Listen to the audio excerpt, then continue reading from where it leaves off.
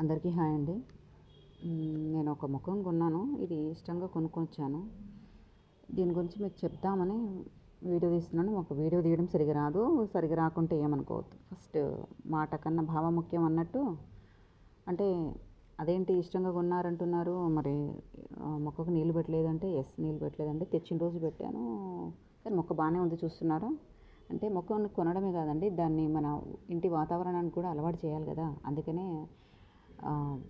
నీళ్ళు పెట్టలేదు. దీనికి అవసరం లేదని నాకు అనిపించింది. బస్ ఈ వీడియో తర్వాత నేను నీళ్ళు పెడతాను. అంటే ఎందుకనంటే చెప్పాలి కదా. అంటే మనం ఏంటంటే నీళ్ళు ఉన్నాయని చెప్పేసి అస్తమానం మొక్కకు నీళ్ళు పోస్తే అది వేర్లు కుళ్ళిపోతాయి, ఎదుగుదల ఆగిపోతుంది. అదేవిధంగా ప్రేమ అంటే మన దగ్గర అంటే మనం ఎంతో కష్టపడితే పిల్లల్ని పెంచుతూ ఉంటాము. పెంచి వాళ్ళకి కావాల్సినవి కూడనివి కూడా మనం కొనిస్తుంటాము, లగ్జరీగా బతకడం కోసమో లేకపోతే ఎవరో సొసైటీలో చూడడం కోసమో దేనికోసం. సో అలా తయారు చేయడం వల్ల ఏమవుతుందంటే మొక్కకు నీళ్ళు అవసరానికి మించి పోస్తే వేర్లు ఎలా కూలిపోయి ఎదుగుదల ఆగిపోతుందో అదేవిధంగా పిల్లలు కూడా అంతేనండి. అవసరానికి మించినటువంటి వస్తువులను కొనిచ్చినా, అవసరానికి మించినటువంటి ప్రేమని మనం కురిపించినా పాడైపోతారు. ముందు కష్టపెట్టి పిల్లల్ని పెద్దలు చెప్పే మాట, తిండి కాడ ప్రేమించాలి, కానీ వాడు కష్టపడే దగ్గర మాత్రం ఖచ్చితంగా కఠినంగానే ఉండాలి. ఒక సెల్ ఫోన్ కోసము ఒక కుటుంబం మొత్తము కొండపై వెళ్ళి ప్రమాదవశాత్తు ఉండొచ్చు, ఎలాగో పడి చనిపోయారు. కానీ చూస్తుంటే హృదయ విదారకంగా ఉంది. అంత భయంకరమైనటువంటి, అంటే 100 మంది చూస్తున్నారు, ఎవరు కాపాడలేకపోయారు. అంటే ఆ పొజిషన్లో ఎవరున్నా అలాగే ఉంటుంది.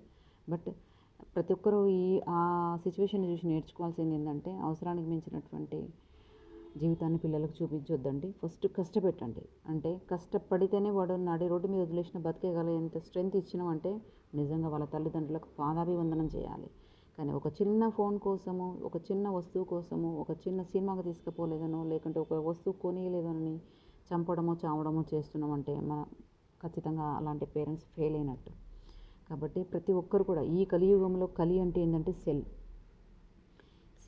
నెక్స్ట్ బాధ్యతగా లేని వాళ్ళల్లో మొదటి స్థానంలో ఉన్నారు ఎవరంటే తల్లిదండ్రులు. మీరు కావాల్సిన మీ పెట్టుబడి పిల్లల మీద డబ్బు రూపంలో పెట్టకండి, మీ సమయాన్ని ఇవ్వండి. పిల్లలకి చిన్నప్పటి నుంచే చూడండి, ఈ మొక్కప్పటి నుంచే మనం పిల్లల్ని సరిగ్గా పెంచాలి.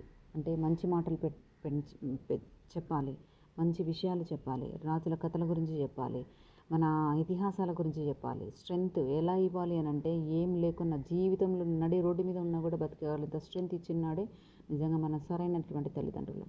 దయచేసి మొక్కకు అవసరం లేకుండా నీళ్ళు పోయరాదు, పిల్లలకి అవసరం లేనంత ప్రేమని కానీ సౌకర్యాలను కూడా ఇవ్వరాదు.